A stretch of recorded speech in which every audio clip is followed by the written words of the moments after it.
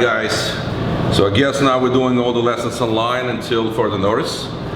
And so I'm gonna start with the material that we, I guess, a little bit of the material we covered before. And the material is, of course, we covered before is the definition of a mole.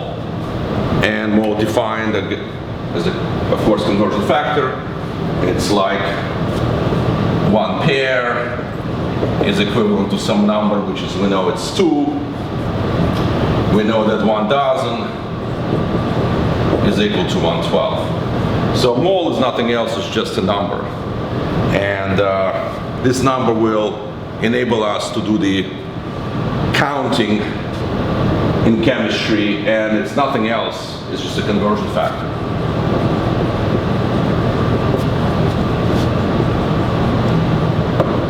Okay? So also 1 mole, guys, if we have a number associated with 1 mole, it also means it has a mass that is linked to a particular substance or any item that we count so many times. And as an example, I'll see if I say 1 mole of carbon, that can also mean a mass, which is from the periodic table we get it to be 12.01. So what does it mean again? 1 mole of carbon, that means this so many carbon atoms have mass of 12.01 grams. Okay? And again, we can say 1 mole of carbon is either the number or the mass it pretty much contains. And these are 2, of course, are conversion factors. Conversion factors. Now, factors. All we're going to do now throughout this chapter, all the way to the end, just use ratio proportion concept. Ratio proportion means we're going to use conversion factors. And we're going to be given a certain number of moles of carbon. We'll need to know how many grams or how many atoms or molecules that particular mass contain, or moles. All right, so let's start first with, I'm going to do example 9.6.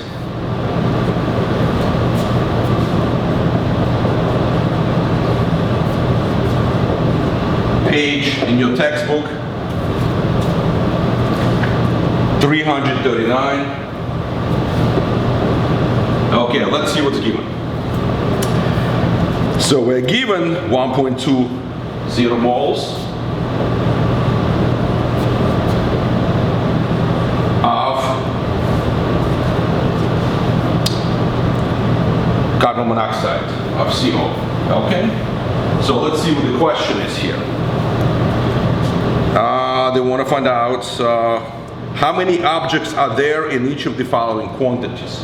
So they want to find out how many means number of molecules of carbon monoxide. All right, so you got 2 choices here to convert this particular given number.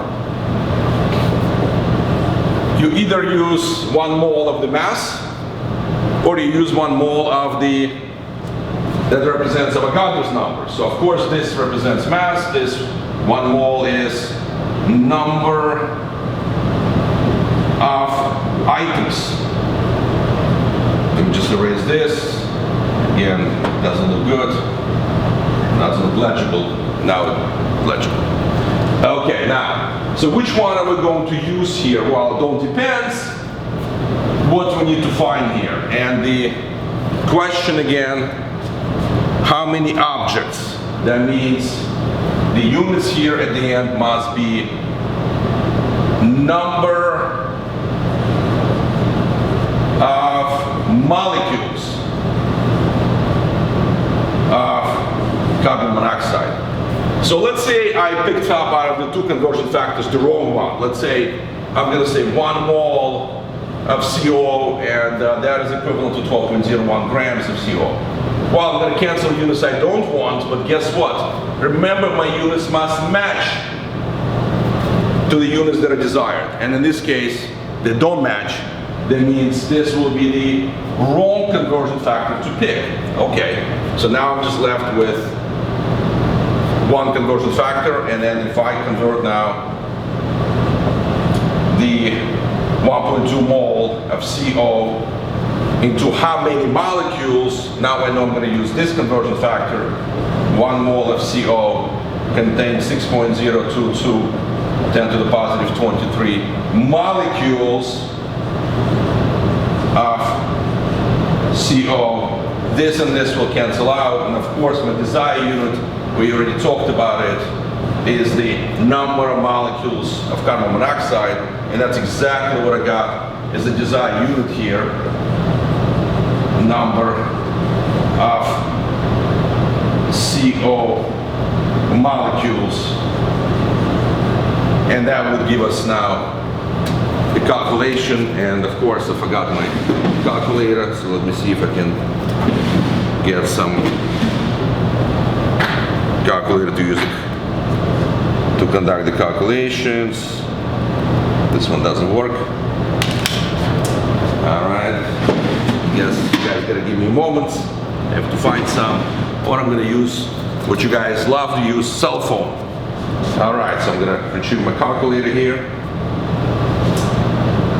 And so all I have to do now, multiplication, this number times this number, this is 1, the density operator. It's not going to do anything to the final answer.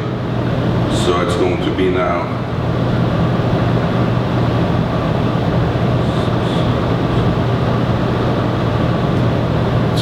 now three significant figures, 4 significant figures.